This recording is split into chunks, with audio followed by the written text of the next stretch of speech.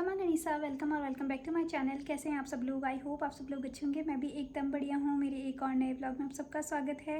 और आज मैं अपना व्लॉग जयपुर से स्टार्ट कर रही हूँ। मैं आई थी घर पे, तो मैं वहाँ से उतरी, फिर मैं घर पहुँची और अभी बस मैं फ्रेशन अप हुई हूँ। और छोटी मोटी चीज़ें कुछ होएगी मैं दिखा दूँगी। अभी तो ऐसा कुछ है नहीं क्योंकि मेरी आंखें बहुत ज़्यादा जल रही है। मुझे पूरी रात नींद नहीं है। एक तो अपर बर्थ थी और ऊपर से एसी चल रहा था, इतनी ज़्यादा सर्दी हो रही थी। तो ज़्यादा कुछ नहीं है मेरे पास रिकॉर्ड करा हुआ।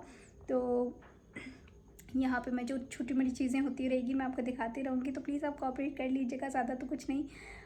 लेकिन और मुझे टाइम भी शायद पता नहीं इतना ही मिलता है, लेकिन स्टिल जो भी छोटी मोटी चीज़ें होंगी मैं आपको बताती रहूँगी।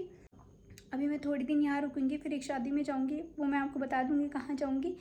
और फिर देखते हैं। तो जो आगे चीज़ें होती जाएगी वो मैं आपको बताती जाऊँगी। और आज पूरे दिन में जो भी होएगा मैं आपसे ज़रूर शेयर करूँगी। छोटी छोटी क्लिप्स मैं डाल दूँगी और बाकी आप देख लीजिएगा।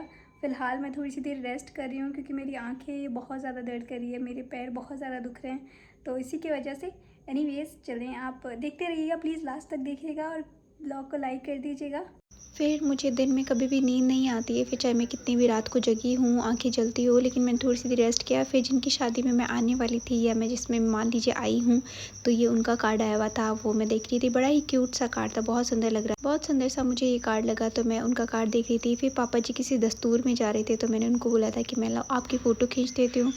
उनको फ़ोटो खींचने का बोल के फिर मैंने थोड़ी सी वीडियो क्लिप भी ले ली। ये आमिर जा रहे थे कि पापा जी के कोई नोन थे, तो उनके बेटे का दस्तूर था। ये मेरा भाई है, आप बताना ये छोटा लग रहा है कि बड़ा लग रहा है।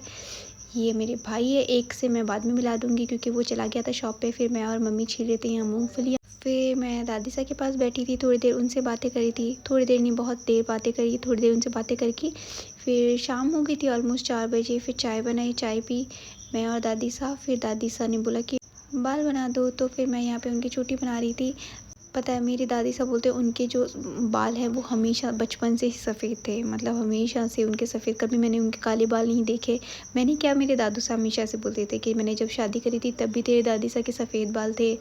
तो इनके हमेशा, मतलब मेरी दादी साहब और 3 बहनें हैं, ठीक है नहीं, मतलब एक तो एक्सपायर हो गए, 2 हैं। तीनों के बाल इतने ही लंबे लंबे हैं और इतने ही हेल्दी बाल हैं, मतलब इतनी मोटी चोटी बनती है इनकी। और अब अभी भी मेरी दादी साहब के बाल बढ़ते रहते हैं, मतलब पर इनकी हेयर, मतलब ये अपने हेयर रूटीन को बहुत अच्छे से फॉलो करते हैं। ये हमेशा हफ्ते में 2 से 3 बार तो अपने बाल धोते हैं और अच्छे से ऑयलिंग की मसाज करते हैं। खुद अगर करे ना करे फिर मम्मी और को बोलते हैं तो फिर वो कर देते हैं, अच्छे से मसाज करवा के फिर अच्छे से टाइट गूँथ के फिर रखते हैं।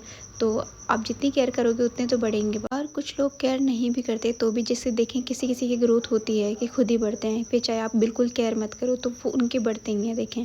लेकिन कुछ लोगों को केयर करनी पड़ती है। अब मैं तो उनमें से ही हूँ जो केयर करते हैं तो बढ़ती है। तो बस इनके भी बाल, इनके हमेशा से ऐसे ही बाल मैंने देखे हैं, बल्कि अभी ये बढ़ते रहते हैं, झड़ते भी हैं, ऐसा नहीं झड़ते नहीं हैं, इनके बाल भी बहुत झड़ते हैं लेकिन बढ़ते भी बहुत ज़्यादा, एकदम शाइन मारते हैं। और एकदम सफ़ेद बाल है, बिल्कुल सफ़ेद, एक भी काला बाल नहीं मिलता इनके सर में। तो यहाँ पे मैं उनकी चोटी भी बना रही थी, उनसे बातें भी करी थी।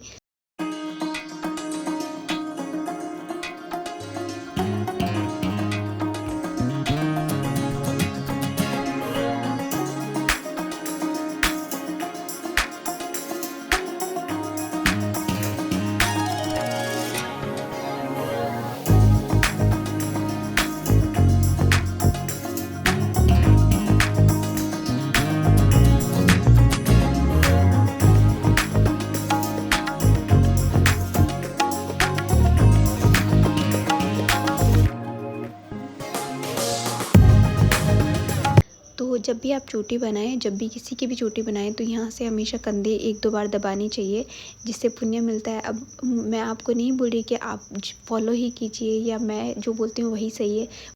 मुझे मेरे इन्हीं दादी साहब ने बताया था तो मैंने आपको बता दिया, मतलब मैं इन्हीं की चोटी बनाती, तो यही बोलते थे कि जब भी चोटी बनाएं, किसी की भी बनाना, हमेशा यहाँ से कंधे दबा देना, जिससे कि जो पुण्य मिलता है वो तुम्हारा हो जाता है, अदरवाइज़ पाप लगता है सामने वाले को और आपको भी कोई पुण्य नहीं मिलता। तो चोटी करने का पुण्य मिलेगा अगर आप कंधे दबाएंगे। तो ये उन्होंने मुझे सिखाया, तो मैं आपको यहाँ बता दे रही हूँ, आप फॉलो करना चाहें तो करिए, अदरवाइज़ आपकी मर्ज़ी।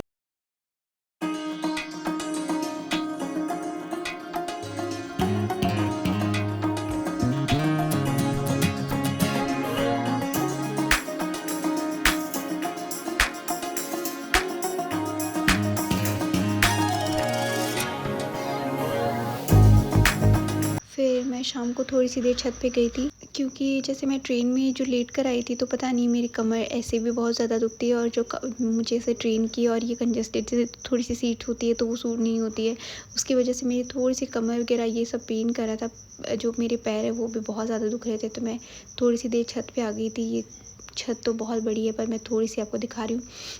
मैं आपको अपना घर और सब चीज़ें दिखाऊंगी, लेकिन बस थोड़ा सा टाइम दीजिए। फिर ये देखिए हमारे घर का सबसे सुंदर जो मेंबर है, फैमिली मेंबर, ये हमारे लड्डू गोपाल है। तो यहाँ पूजा हुई थी शाम को। फिर मम्मी ने बोला था खाना मैं बना रही हूँ, तो मम्मी खाना बनाते हैं तो मैं लहसुन वगैरह छील के दे रही थी। फिर मैं रेस्ट करने लग गई थी, देखिए, क्योंकि मुझे 2 दिन की नींद इकट्ठी हो गई थी। फिर मेरे भाई आया था रात को 12 बजे, क्योंकि अभी शादियों का सीज़न है तो वो बहुत लेट हो जाता है। फिर वो आया, खाना खा रहा था, तो मैं भी यहीं पे थोड़ी देर बैठी थी। एनीवेज, ये छोटा सा व्लॉग कैसा लगा कमेंट करके ज़रूर बताइएगा। फिर से मिलेंगे, तब ध्यान रखिए, खुश रहिए, बाय बाय, टेक केयर।